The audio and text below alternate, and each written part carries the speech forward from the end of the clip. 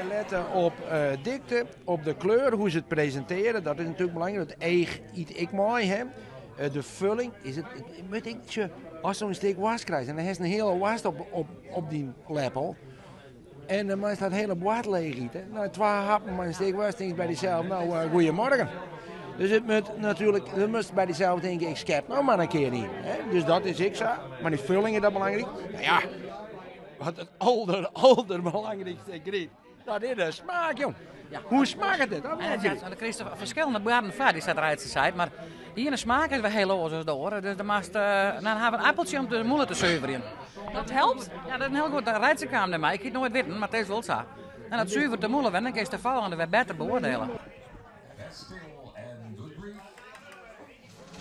Waar is de snerpkoning of koninginne van Friesland worden? Sjoeke Torensma!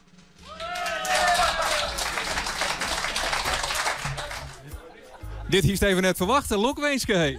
Dankjewel. Ja, ik ben helemaal... Ik ben het heel paard in Björsten. Het had Bliekendien, want toen best u ze snert koningin van Friesland.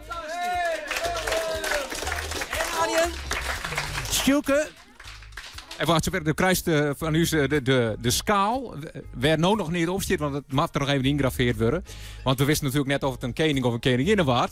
Maar er komt prachtige Sjoeke Torensma op te steken en snert koningin van Muziek en Bedrijf in Omroep Friesland.